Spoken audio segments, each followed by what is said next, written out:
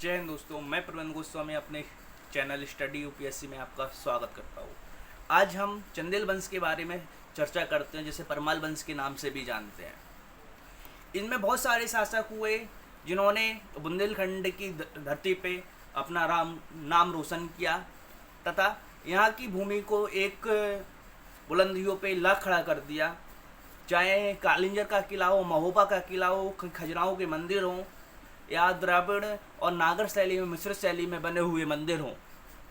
आज हम ही ऐसे शासकों के बारे में चर्चा करते हैं तथा उनके सेनापतियों के बारे में चर्चा करते हैं जिन्होंने बुंदेलखंड की भूमि से लेके, चाहे उस टाइम की पृथ्वीराज चौहान की सल्तनत क्यों ना हो या फिर गुजरात के शासक को लेकर उन्होंने व्याख्या बहुत अच्छी की और उस टाइम के उनकी नीतियाँ और रणनीतियाँ इतनी कारगर हुई कि उन्हें ख्याति प्राप्त करने से आज की टाइम पे कोई नहीं रोक पाया। इतिहास में हमें ऐसे शासकों के बारे में पढ़ने को मिलता है जिन्होंने कहीं ना कहीं हमारी वीर भूमि बुंदेलखंड की भूमि को एक आयाम पर पहुंचा दिया हो। आज हम बुंदेलखंड की इसी भूमि से जुड़े हुए कुछ शासकों के बारे में चर्चा करते हैं। उसी में चंदेल वंश की आज चर्चा को हम लेके आपके सामने आए हैं। चंदेल वंश हमें खजुराहो में देखने को मिलता है। सबसे ख्याति खजुराहो में हुई, लेकिन उससे पहले इन्होंने अपना शासन महोबा के पास कालिंजर से प्रारंभ किया, जो आज के टाइम पे बांदा जिले में आता है। बांदा जिले से होते हुए महोबा के जब हम रूट पे निकलते हैं तो हमें बीच में कालिंजर मिलता है। कालिंजर पे ही इन्होंने शासन किया।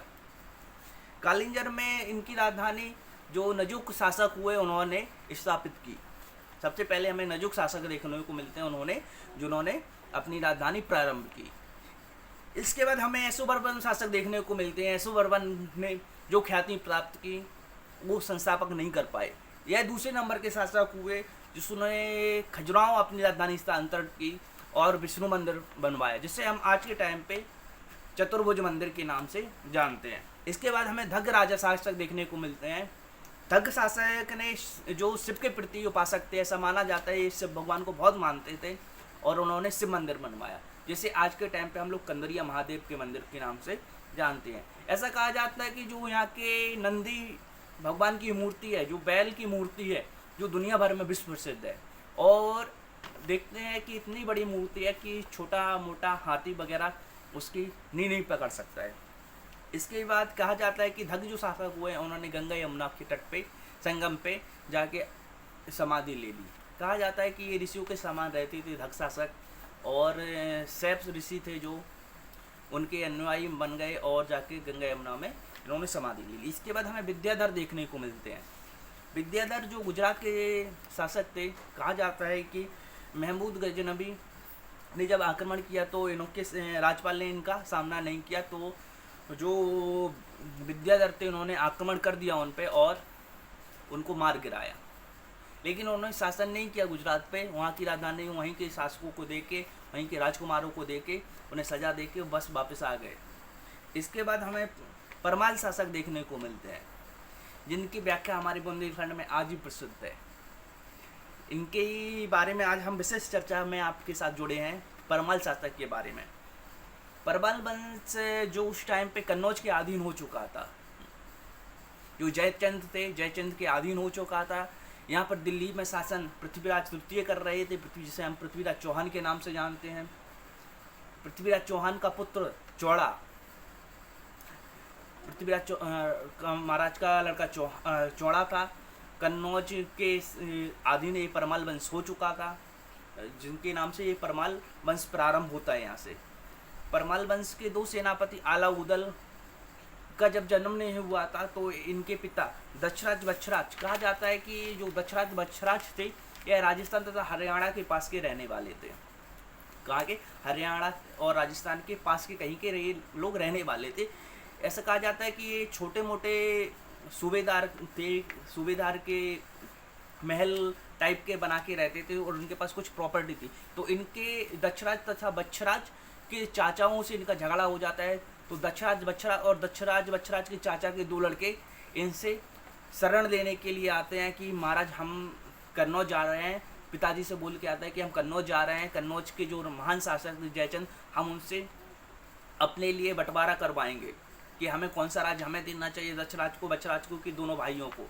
इसलिए जब आते हैं यहाँ पर क्या घटना घटती है, जो माड़ोगढ़ का शासक था, माड़ोगढ़ का शासक यहाँ पे परमाल के किले पे महोबा में जब शासन कर रहे थे, तो महोबा में इन्होंने क्या किया, महोबा पे जब आक्रमण किया तो इनके पास महोबा में इतनी सेना वगैरह थी नहीं, तो इनकी परमाल की मदद दक्षराज तथा बच्छराज और तथा दोनों भाई और इनके साथ इनके चाचा ताला सैयद आए थे, तो उन्होंने इनकी मदद की, किनकी, परमाल की। और जो माड़ोगढ़ का शासक था उसका पुत्र था, उनको मार के भगा दिया। जब परमाल ने पूछा आप कहाँ के रहने वाले हैं, कहाँ से आए हैं, तो परमाल की जवाब देते हैं कि हम आपके सुन के आए हैं कि आप कन्नौज के अधीन हैं और आप न्यायप्रिय हैं। तो उन्होंने न्याय किया, तो इस प्रकार इनका राज बंटवारा कर दिया गया और आलाउद्दौला के पिताजी दक्षराज और बच्छराज को अपनी शरण में ले लिया। ऐसा कहा जाता है कि मछला का विवाह जब आला का जन्म हो जाता तो आला के साथ कर देते, कहते हैं कि इनकी नातिन थी, किसी परमाल की नातिन थी, ठीक है। और ऊदल का विवाह फुलवा के नाम से करते हैं, ठीक है। जब ऊदल का जन्म होने वाला ही था तो जो माड़ोगढ़ का शासक था दक्षराज बच्छराज को धोखे से बंदी बना लेता है और इनका सिर काट के अपने साथ ले जाता है। जब आलाउद्दौला बड़े होते हैं तो जो करंगा था, माड़ोगढ़ का शासक का पुत्र था करंगा, उसको पकड़ते हैं और उसको सजा देते हैं, ठीक है। अब दक्षराज और बच्छराज के आलाउद्दौला हो जाते हैं, बच्छराज के सुल्तान और मलखान हो जाते हैं। इस प्रकार धीरे धीरे ये बड़े होते हैं तो ये अपने पिता का बदला लेते हैं। और जब आलाउद्दौला सुल्तान मलखान जब बड़े हो गए तो आला का ब्याह मछला रानी से परमाल शासक करवा देते हैं और उदल का फुलवा के साथ करवा देते हैं। जब ये युद्ध करते हैं इससे माड़ोगढ़ के करंगा से, तो उनकी बहन से इसका विवाह करवा देते हैं, मलखान का गजमोत इनसे विवाह करवा देते हैं। और सुल्तान के बारे में हमें इतनी व्याख्या नहीं मिलने को मिलती है कि एक कहाँ पे की रानी से विवाह करते हैं। ऐसा कहा जाता है कि इन लोगों के जो भी विवाह हुए इनमें देवी जी ने सहायता की। अब ये कहाँ तक सत्य है कहाँ तक नहीं ये तो नहीं बता सकते, लेकिन हमारे बुंदेलखंड के तो इतिहासकार कहते हैं कि इनकी देवी सहायता करती थी। आला और आला का पुत्र इंदल को अमरता का वरदान और आला को भी अमरता का वरदान था। इस प्रकार ही मलखान को भी कहते हैं कि पैर में पदम थी। ये कहाँ तक सत्य है कहाँ तक है ये तो हम लोग नहीं बता सकते। जय हिंद दोस्तों।